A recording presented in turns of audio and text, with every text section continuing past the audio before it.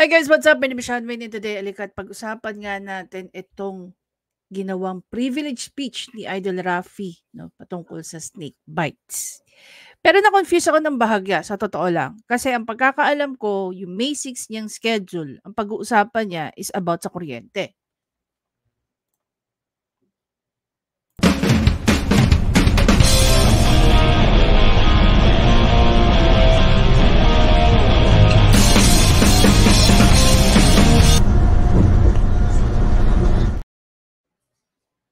Okay, so base dito, kung maalala niyo, few days ago, pinag-uusapan lang with Kong Marcoleta yung tungkol sa issue ng kuryente.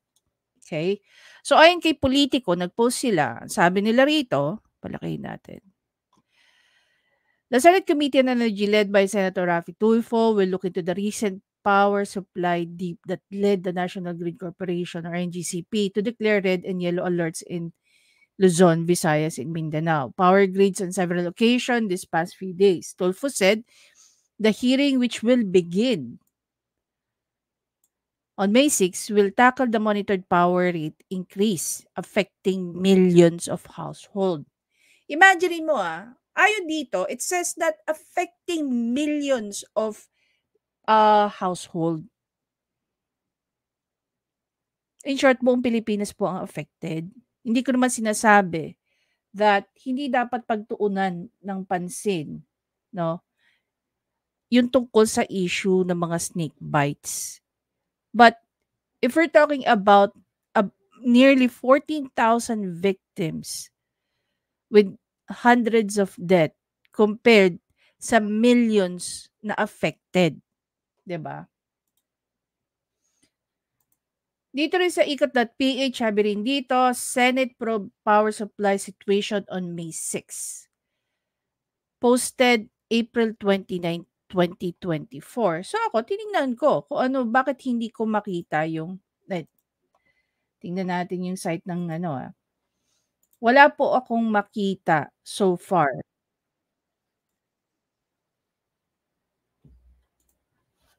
Punta tayo sa Senate.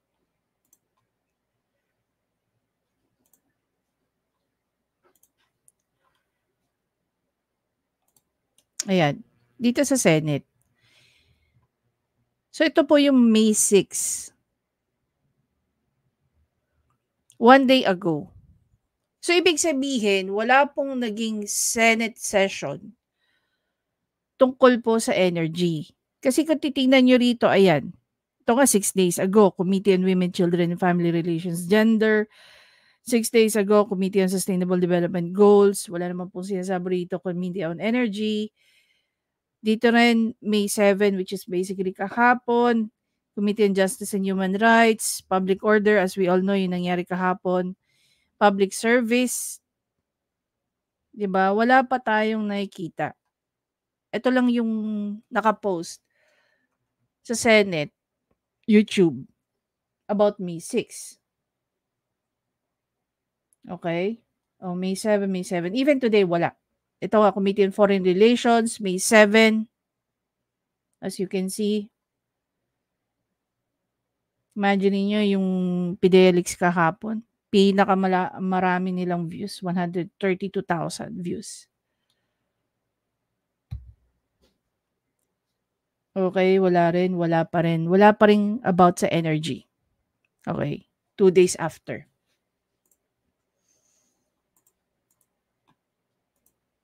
Tapos makikita mo sa post dito ng Senate, Senator Raffy Tulfo revived the push for legislation that would ensure funding to address the deaths caused by snake bites and other venomous animals across the Philippines. Pero alam ba ni Raffy Tulfo yung mga heat strokes na dinadanas ng mga kababayan niya maliban dun yung sa taas ng singil ng kuryente? At aware siya na yellow at saka red alert na. And yet, hindi niya pinagtuunan ng pansin. 'Di ba? Oh, pakinggan natin 'tong isang netizen na 'to, sabi niya. Yo mga kabadyan. Good morning sa inyo. Medyo pagigising ko lang. Anyways, may nabasa lang kasi ako agad ngayong yung about sa baby na heat stroke, na sinasabi yung heat stroke talaga is wala nang pinipili ngayon. Kahit anong edad, pwede nang ma-heat stroke sa sobrang tindi ng init. And ang sabi doon sa post is, huwag nyo nang isipin yung inyong bill. Talagang mag-aircon kayo hangga't maaari dahil sa tindi ng init. Mabuti nang maagapan yung mga ganong klaseng pangyayari katulad ng heat stroke. So yun, paano nga naman yung mga medyo syempre budgeted, walang aircon? Ang stand ko naman diyan, hindi lang naman talaga aircon yung solusyon, no? Ganitong klaseng mainit ang panahon and medyo budgeted tayo, syempre hahanap tayo ng ibang paraan katulad ng pagsusuot ng mga maninipis na damit, 'di ba? Hangga't maaari mas maligo tayo ng mas madaming beses sa isang araw, maligo sa umaga, sa tanghali, sa gabi bago matulog para medyo presko yung pakiramdam natin. So, yan siguro yung mga solusyon na pwede natin gawin kung wala tayong aircon. So, yun ka-budget. Tingin nyo ano pa yung mga solusyon na pwedeng gawin kapag wala kang aircon para makaiwas sa heat stroke. So, tinatawagan natin yung mga pedya, doctors natin dyan to share their knowledge, no? Let's make a conversation. So, kung maalala nyo nga guys, nagkaroon ng report na meron daw as young as 6 months old na namatay because of the heat stroke. Actually, may mga nakita din akong, sa totoo lang, no, hindi lang naman tao ang tinatamaan ng heat stroke. There's another one here. Wala ng buhay ng makita na nakandusay sa Heat stroke sa loob ng bahay. Nakita, patay. loob ng banyo ang biktimang kinilalang si Edgardo Rapada Ablay, 51 anyos, may asawa, self-employed at presidente ng Barangay Maysan, Valenzuela City, Metro Manila. Sa ulat ni Kalasya OIC Chief of Police Lieutenant Colonel James Patrick Caliboso, alas 11 ng tanghali, tinatawag ni Jimmy Bauson Kaliwag ng Barangay San Miguel Kalasyaw ang kanyang kumpare para sila'y mananghalian, pero hindi ito sumasagot at napansin na lamang na nakabukas ang gripo sa loob ng banyo na nakalak naman ito at nang sinilip nakitang nakahandusay na katawan ng biktima na wala ng saklot. Agad humingi ng tulong sa Municipal Health Office Rescue. Si Kaliwag na mabilis namang nakaresponde. Dala ang kanilang ambulansya ay tinakbo sa City Health Office ang biktima kung siya'y diniklarang dead on arrival na ng mga doktor.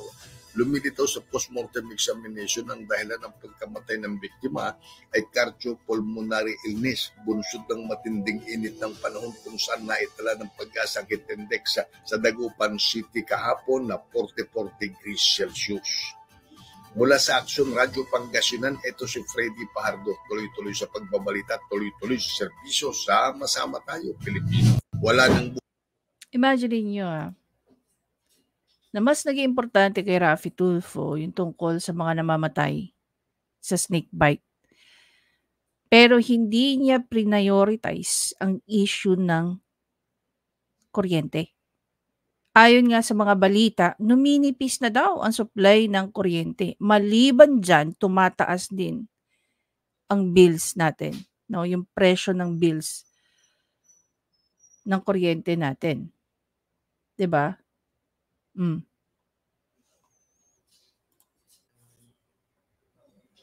Ito na lang guys, no? It was posted May 5, 2024. Okay? 77 cases of heat-related illnesses. Okay, sabi ng DOH. Among these cases, 67 were noted to have affected the age range of 12 to 21 years old. Okay, ito ay na-extract nilang report mula January 1 to April 29. Very recent lang. Hindi pa ba alarming ito para kay Raffy Tulfo para bigyan niya ng pansin ang issue ng kuryente over sa mga ng ahas, 'di ba? Actually, si Teacher Mark nakapag-react na po dito. As you can see, yung mga alaga ko galit na.